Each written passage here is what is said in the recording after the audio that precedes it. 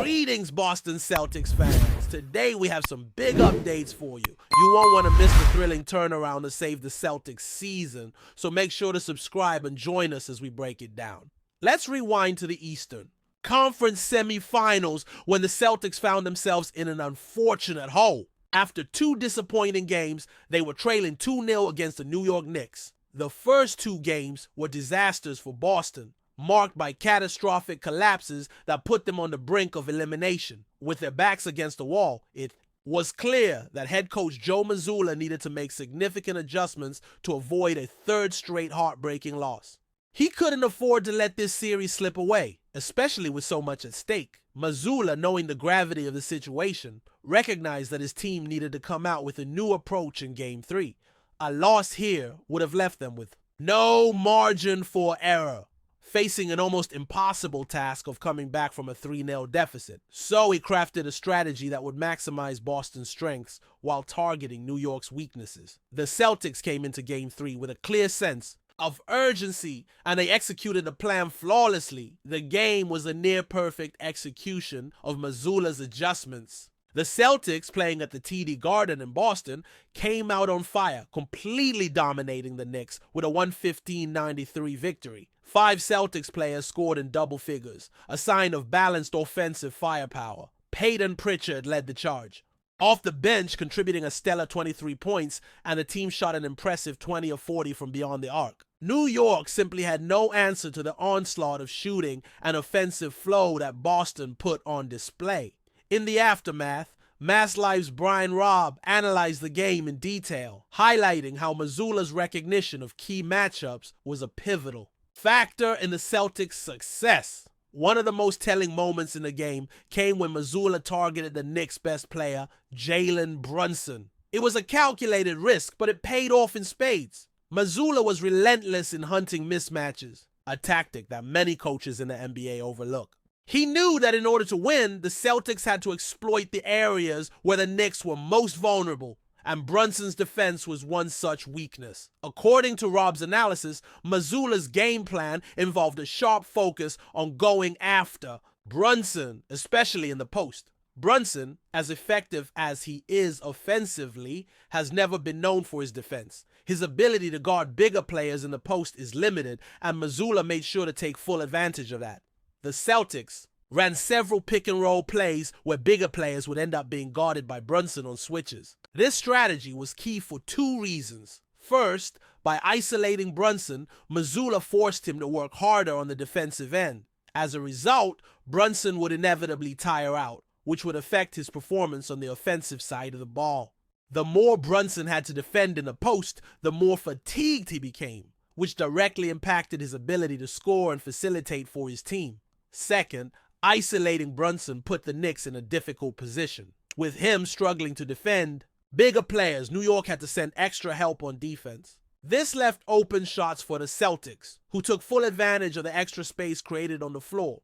The Celtics shooters, including the likes of Jason Tatum and Marcus Smart, found themselves with plenty of open looks as a result of this strategy. The Knicks had no choice but to collapse on Brunson's defender, which opened up shooting opportunities from the perimeter. Boston's shooting was on point, as they capitalized on every mismatch and made the Knicks pay for their defensive lapses. This is a perfect example of the chess match that takes place during a 7-game series. While Tom Thibodeau, the Knicks' head coach, is renowned for his defensive prowess, Mazzulla was able to outwit him in Game 3. Thibodeau has long built his reputation as a defensive genius, but in this game, he was caught on the back foot trying to find ways to hide Brunson without exposing the rest of his team. Mazzulla, on the other hand, was relentless in his pursuit of mismatches and played to his team's strengths. It's this kind of strategic insight that makes Joe Mazzulla such an exciting coach to watch. His ability to read the flow of the game and adjust accordingly is what can make the Celtics a dangerous team in these playoffs. While the Celtics still have a long road ahead of them in the series, Game 3 was a crucial turning point. The Celtics didn't just survive, they thrived, and it was all thanks to the sharp decision-making and tactical adjustments from Mazzulla. What makes this victory even more impressive is that it wasn't just about exploiting a single matchup. The entire team played with intensity and cohesion. From the bench to the starters, every player was locked in. And that kind of collective effort is what sets championship teams apart. Game 3 was a statement win for Boston, and it sent a clear message to the Knicks. The Celtics were not going down without a fight. As the series moves forward, the question now becomes, can Mazzulla continue to outmaneuver Thibodeau and the Knicks? Will the Celtics be able to maintain this level of play and take control of the series?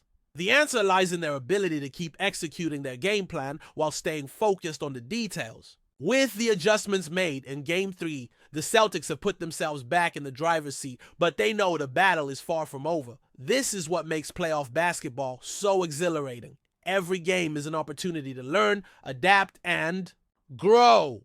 And with Joe Mazzulla at the helm, the Celtics are in great hands moving forward. After their decisive victory in Game 3, the Celtics found themselves back in the fight. With the series now at 2-1, the stakes were higher than ever. Mazzulla's game plan was not just a one-off strategy. It was a blueprint that needed to be sustained if they were to level the series and ultimately claim victory. The Celtics' performance in Game 3 was a testament to their resilience and their head coach's ability to adjust in real time. But it also served as a reminder that one win does not guarantee success. They had already made it clear that they were not going to be easy to eliminate, but it was now time to build on that momentum and keep pushing forward. One of the key elements that led to Boston's success in Game 3 was the confidence and cohesion displayed by the team. Every player, whether they were starters or bench players, stepped up and contributed to the overall effort. Peyton Pritchard, in particular, had a breakout game. Coming off the bench, Pritchard provided a scoring spark that the team desperately needed. His 23 points were not just a testament to his shooting ability, but also to the system Mazzulla had implemented. Pritchard's performance was a clear example of how the Celtics' depth could be a deciding factor in their playoff run. When the team is firing on all cylinders, they become a formidable force that can outlast any opponent. Jason Tatum, despite not having his most explosive game statistically, played a critical role in maintaining the team's flow and chemistry. Tatum's ability to draw defenders and kick out to open shooters was an essential part of Boston's offensive success. Tatum has often been the focal point of the Celtics' offense, but in Game 3, he was able to play more of a facilitator role, which allowed his teammates to thrive. The willingness to share the ball and make the extra pass is something that has been a hallmark of Boston's best teams, and in Game 3 they showcased that unselfishness in full force. Marcus Smart, as the team's emotional leader, also had an important role in ensuring the Celtics stayed focused. His defense was as relentless as ever, and he had a significant impact on the Knicks' offensive sets, particularly in slowing down the flow of the game. Smart's ability to disrupt passing lanes and create turnovers helped ignite fast breaks and transition opportunities for Boston. His defensive efforts also allowed other players to take on offensive responsibilities, knowing they could rely on Smart to lock down the opposing team's best player. When Smart is playing at his best, it not only elevates his individual game, but also raises the level of play for the entire team.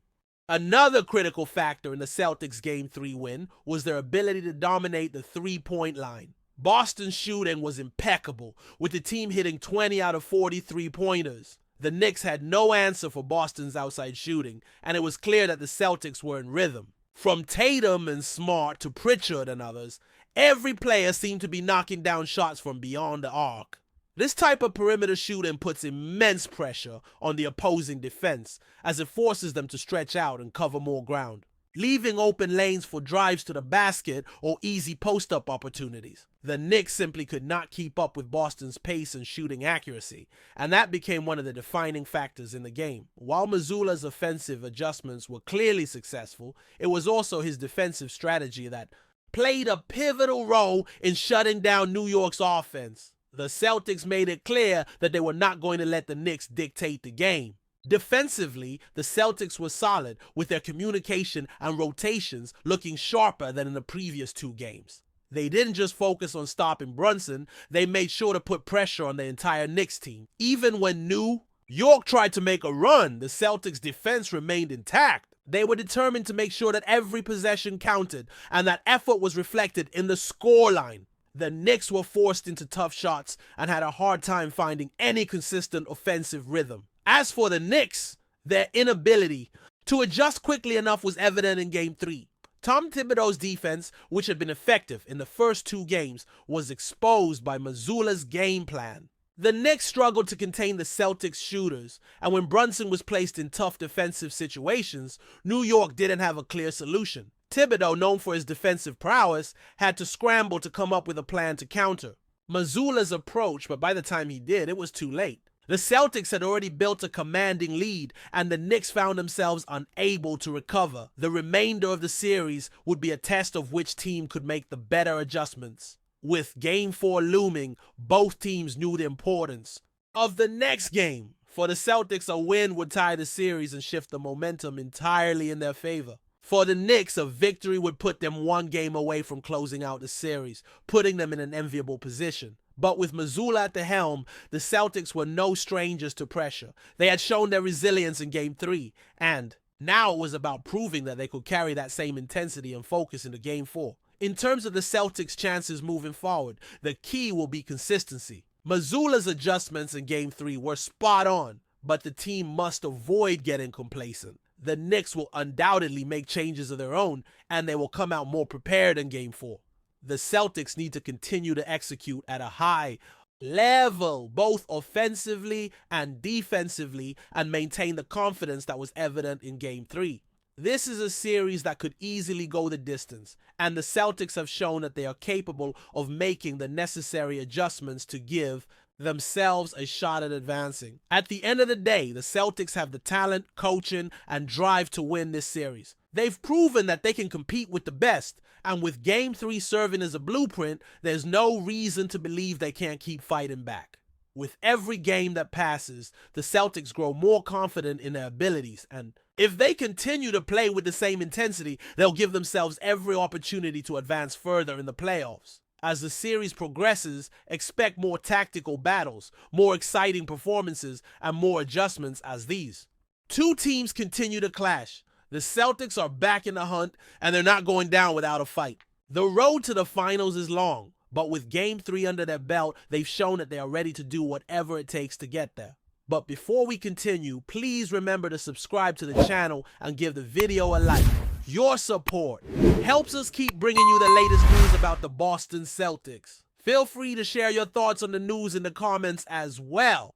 New York Knicks star Karl Anthony Towns has sparked controversy across the NBA this week after making pointed comments about the Boston Celtics, igniting a fresh wave of rivalry between 2 of the league's most storied franchises. In a post-game interview following the Knicks' gritty 102 win over the Chicago Bulls, Towns didn't mince words when asked about potential Eastern Conference threats. The Celtics? He scoffed. They're not as good as people think. A lot of hype, not enough heart. Towns' statements sent shockwaves through the basketball community, especially given Boston's consistent dominance this season, with Jason Tatum and Jaylen Brown leading a well-rounded Celtics squad that sits near the top of the Eastern Conference.